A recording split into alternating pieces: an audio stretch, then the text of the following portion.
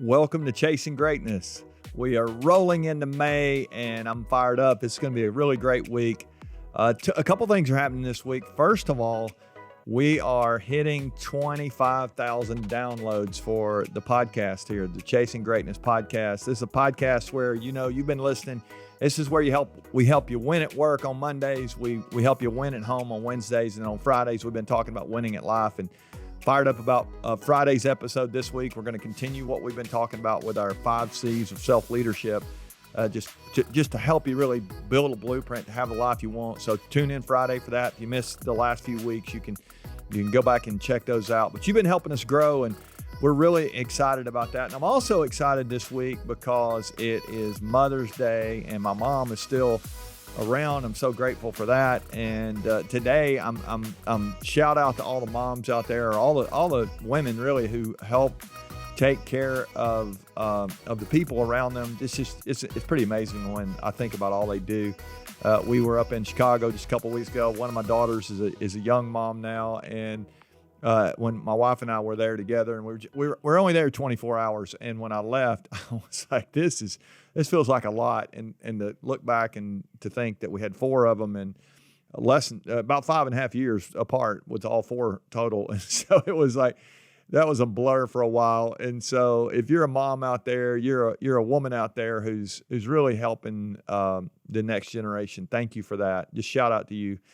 That's cool. And in memory of that, or in honor of that, not memory, but in honor of that, today's episode on winning at work, I want to talk about something that my mom taught me. I think it's one of the first things I can remember her teaching me in my life. And so I think this is going to be really applicable to all of us when we think about winning at work.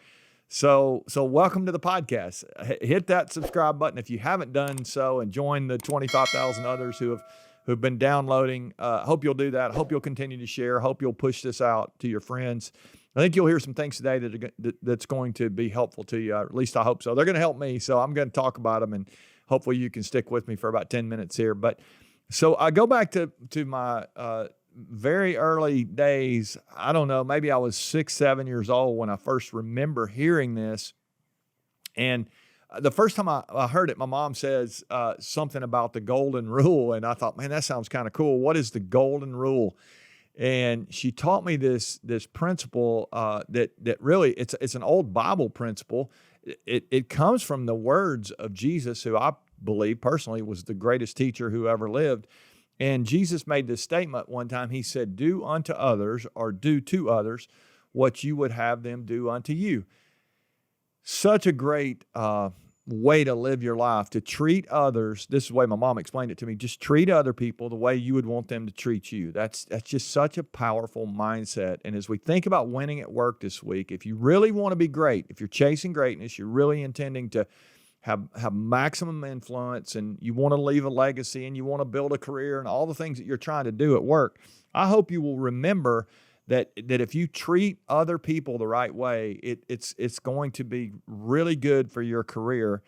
In fact, I don't know of a better way to treat them than the way you would want them to treat you. A couple of people have told me in the past. I had a boss one time who always said, I want to lead people the way I would want to be led. If you're a leader, I think that's really good advice. And I remember hearing Zig Ziglar, the old motivational speaker, he always used to say, if you help enough people get what they want, you'll always have what you want. And I think that's really, there's some real truth to that. Now, I would add, I tried last week to add something to what Abe Lincoln said. I don't know if you heard that. Go check that out. But I want to just clarify for what Zig said something, and I don't want to add to what Zig said. Him and Abe Lincoln are 2 legends when it comes to thought. But I would say that if we treat people in such a way that we give them what they want, so we'll have what we want. That I don't think Zig was saying your motive ought to be, let's do something nice for somebody, so we'll make sure they do something nice for us. We create obligation if we do that. That's really not the goal, and that's not what Zig meant by that. So I want to clarify that and make sure we know that. But if we really do live our lives in a way, the language we use sometimes, if we show up every day like an offensive lineman, we make holes so other people can score. That really is part of chasing greatness. It's not just maximizing your potential. It's really helping the people around you maximize theirs. And you help them win. You start helping people win, and you're going to be a winner. I'm telling you, there's just no question about it. So I want us to think today specifically about a little word that it gets some bad publicity, especially by people who don't possess this word, and it's the word empathy. The word empathy. Now, I don't know about you, but empathy, it can really be a challenge for me because I think it's a challenge for me because I'm a human being. I think it's a challenge for all of us when we think about this word empathy. And I think one of the reasons it's a challenge for us is because we're selfish. I'll talk about that in a second. But I think another reason it's a challenge for us is because we really don't know what it means. We hear people talk about it. We ought to have empathy. And do we really know what empathy means?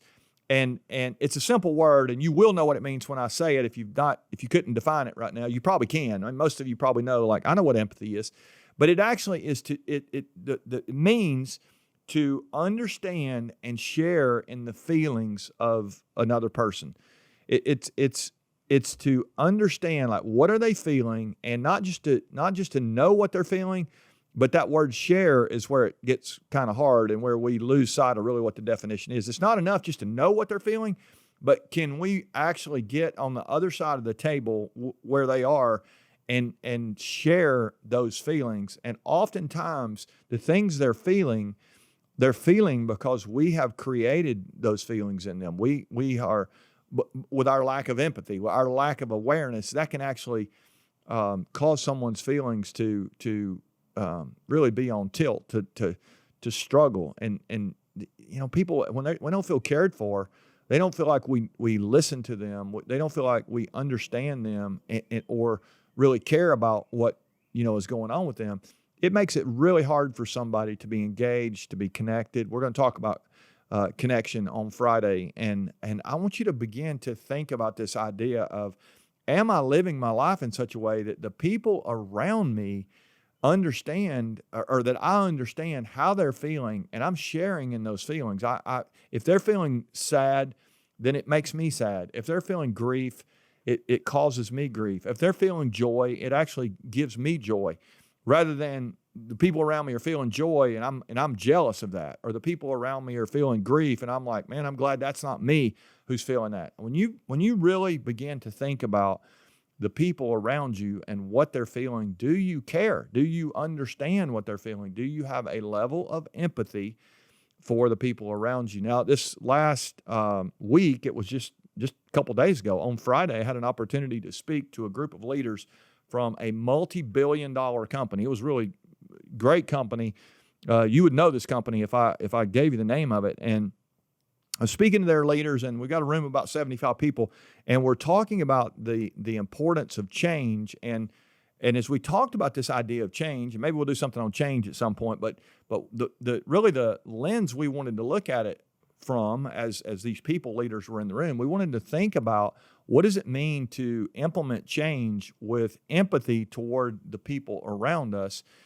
Sometimes we don't understand really what effect it has when we change. And one of the things that came up was, as maybe you're a senior leader, or you're an owner, or you lead a department or a team, you're a coach.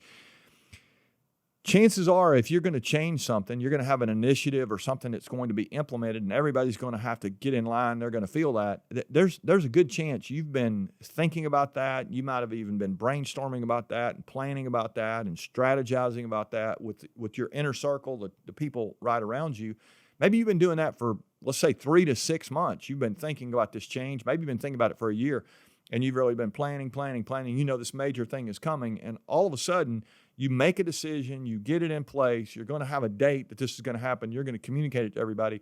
And we have these things that happen all the time where we know for 6 months, and we've stewed on it, and we've mulled it over, and we get to this point where we feel confident this is the right thing to do, and then we implement that.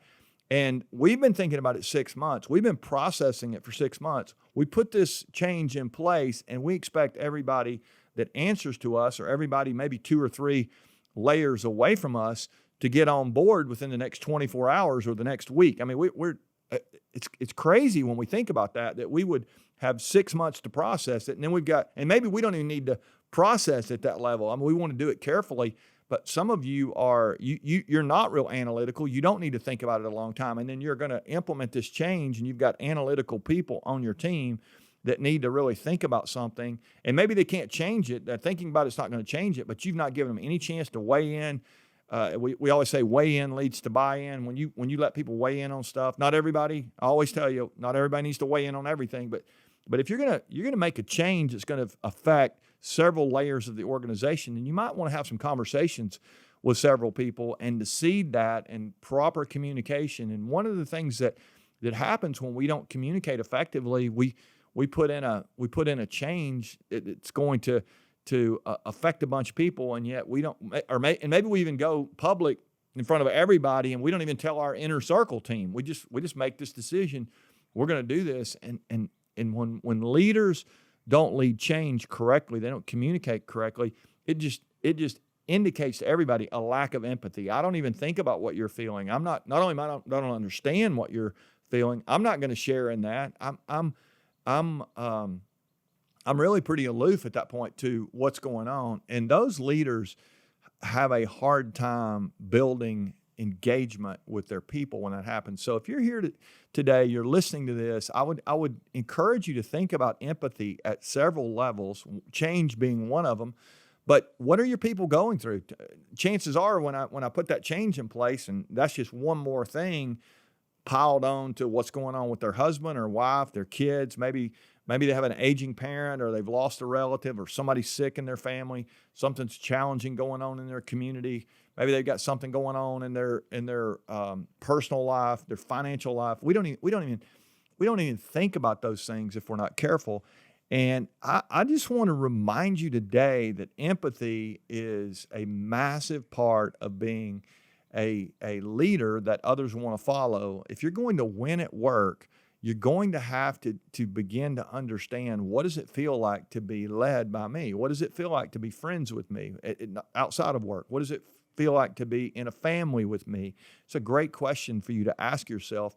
And if you begin to as I have, as I think about this, if you begin to see there are gaps in my ability to empathize, not even ability, my choice to empathize with it. We all have the ability. It's just we don't choose to understand what other people are going through and to share in those feelings. If you have gaps there, I want to encourage you to go back to it. I was going to say my mom's, but it's Jesus' old golden rule: treat other people the way you would want to be treated. And I don't know of anybody who is going through something hard who thinks, man, I hope the people around me don't really know what I'm going through.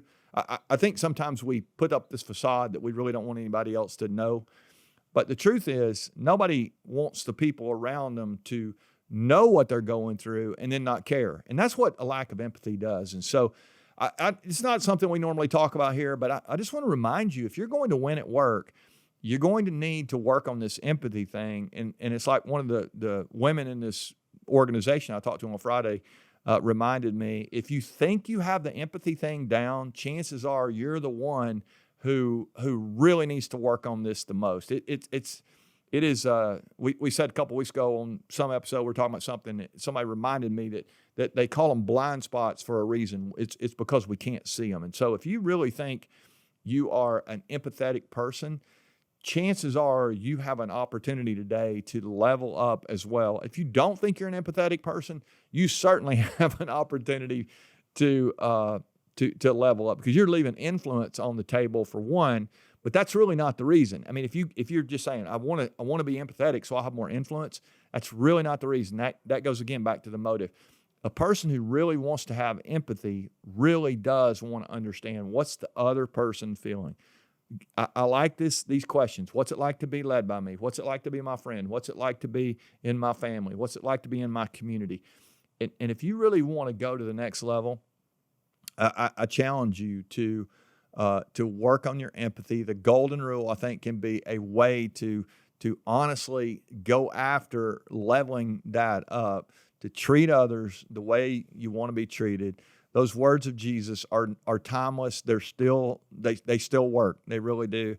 And moms are really good at this. I just watch all the moms around me. They feel what the other people feel. They understand. It's Mother's Day week. Chances are we all of us need to level. Even you moms, you probably need to level up a little bit too, because it's easy sometimes to just think about ourselves. Moms are really selfless, but all of us could be a little more like those moms this week. And even moms, I encourage you to keep doing what you're doing. But all of us, let's work on this thing. The golden rule will help us to have more empathy.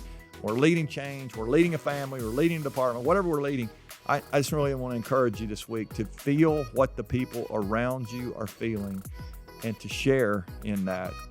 If it's positive, great. If it's negative, great. Let's be leaders who really care about the people around us. And I think we will. We'll be well on our way to chasing greatness. All right, I'll see you guys on Wednesday. Love you. Congrats on helping us reach 25,000 downloads. You've done that. It hadn't been us. Hopefully you're continuing to get value here. If you are, I encourage you to go ahead and share that with someone, and let's keep chasing greatness together. All right, see you guys.